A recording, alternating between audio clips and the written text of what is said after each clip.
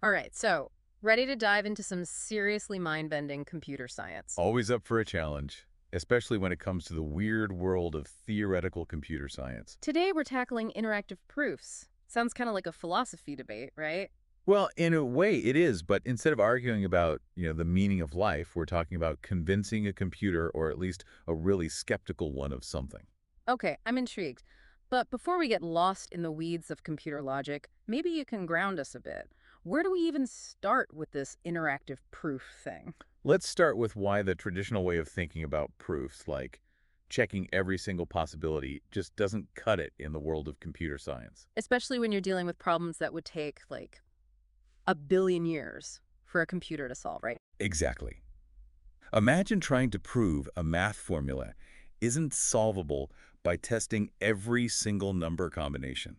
It'd be like trying to count all the grains of sand on all the beaches in the world. So, completely impossible. Our source, Scott Aaronson, uses this funny example about ravens. He asks, can you really be a world expert on ravens if you've never actually, left your office to see one? Right. It's about finding more efficient ways to prove things, especially when brute force just isn't an option. Okay, so how do we do that? Do we just take someone's word for it? That's where interactive comes in. Imagine you have this crazy powerful being, let's call them the prover, who claims they know the answer to a really tough problem. Think of them like an alien with technology so advanced, our smartphones look like Stone Age tools. Okay, so we have our resident genius, but here's the catch, right? We don't actually know if they're being straight with us. Exactly. They might have ulterior motives, maybe they want to mislead us or just mess with our heads. So how do we make sure this prover isn't leading us on a wild goose chase? That's where you, the verifier, come in. It's like a game of wits. The prover is trying to convince the verifier, and the verifier is trying to catch the prover in a lie. So how does this play out in real life? Is it like, a debate? Aronson compares it to the story of Rumpelstiltskin. Remember how he keeps demanding more and more until he's forced to reveal his true name? Oh, I see. It's like pushing the prover into a corner, making their lies more and more elaborate until they slip up. Precisely.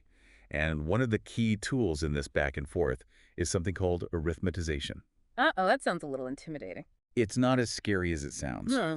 Basically, you're transforming a logic problem into a super complex math problem.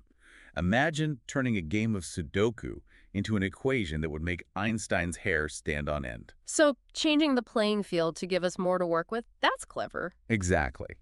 And this cleverness leads us to IP, interactive polynomial time.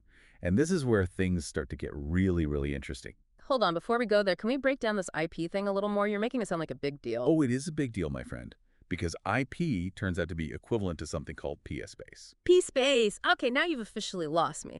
What in the computational world is PS-space? Imagine, like, a being that could play out every possible move in a game like chess, and know the outcome, like, with absolute certainty. That's the kind of power we're talking about with PS-space. It's about exploring every single possibility, no matter how mind-bogglingly huge the number. Okay, whoa. We're not messing around here, are we? This is some next level computing power. But how does this tie back to, our interactive proofs? You said IP equals PS-space, right? Exactly. And that's the crazy part. This equivalence means that with interactive proofs, we might be able to prove solutions to these crazy complex problems, these PS-space problems, without having to actually go through every single possibility ourselves. So like finding a shortcut through a maze that we thought would take like a million years to solve. That's a great way to put it. It's like having that super smart prover whisper us the answer, but in a way that still convinces us they're not pulling our leg. I'm starting to see the appeal, but we've only been talking about classical computers so far. What happens when we bring in like the weirdness of quantum mechanics? Ah, now we're getting to the really fun stuff. Quantum interactive proofs, or QIP for short. QIP, got it. Lay it on me. It's like giving our prover and verifier quantum computers instead of those, clunky old school ones. Now they can play around with entanglement, superposition, all that good stuff that makes Einstein spin in his grave. Okay, you're gonna have to slow down for a second. What does it even mean for a proof to be quantum? I can barely wrap my head around quantum computers, let alone quantum proofs. Okay. Imagine you're trying to, like, verify if a coin toss is truly random, right? But instead of a regular coin, it's a quantum particle that can be in this weird state of both heads and tails at the same time. My head hurts already. Right. So how do you prove someone isn't messing with the outcome when it's all quantum and weird? I have no idea. Sounds impossible. That's where QIP comes in. We can create protocols that actually use these quantum quirks to our advantage. For example, the verifier could entangle some particles with the prover's messages. Then, by measuring their half of the entangled pair, they can figure out if the prover is trying to pull a fast one, something that would be impossible with just classical information.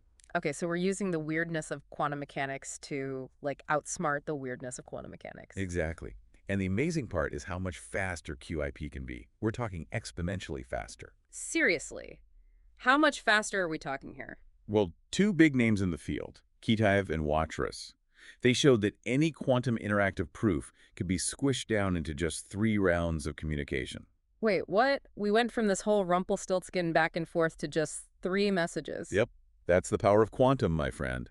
You see, with entanglement, we can cram way more information into each message. Imagine sending like an entire library's worth of information in a single text message. That's insane.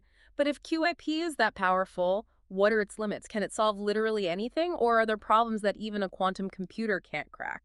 That's the million-dollar question, right? Where do we draw the line? Well, that's the exciting part, isn't it? We're still figuring that out. So even with these incredible quantum tools, there are still mysteries to unravel. Oh, absolutely. We know QIP is at least as powerful as classical IP, so it can handle anything in Pia space, that realm of, chess playing super beings we talked about. Yeah. But it's also got to fit somewhere within EXP, which is, well, even more mind-bogglingly complex. Think of problems so hard they'd make a supercomputer break a sweat. Okay, so you've got these like upper and lower bounds, but where QIP sits within those bounds, that's anyone's guess. Pretty much. And that's what keeps researchers up at night. It's like having this treasure map. But some of the landmarks are still shrouded in fog. I like that analogy. And maybe it's not just about finding the destination, right? It's about the journey, the exploration itself. Exactly. By diving into these uncharted territories of computation, classical, or quantum, we're forced to rethink what it even means to prove something. It's like we're not just asking, can we solve this anymore? It's more like, can we convince someone, even a total skeptic, that we've solved it? Yeah. And do it in a way that's like undeniably true. You've got it. Building trust through verifiable steps, even when the problems themselves are mind-blowingly complex. Hmm. And the fact that quantum mechanics plays such a crucial role just adds that whole other layer of intrigue. It's almost like the universe is saying, hey, there's this deep connection between the way you humans reason about things mathematically and the way I actually work at the most fundamental level. It's a pretty profound thought. And it highlights how much more there is to discover in this field. Well said. So, as we wrap up our deep dive into the world of interactive proofs, I think one thing's clear.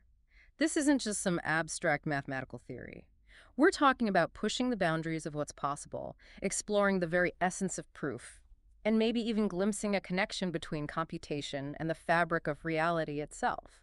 And who knows what amazing applications await us as we keep digging deeper. Exactly. To everyone listening, keep those minds curious and never stop exploring.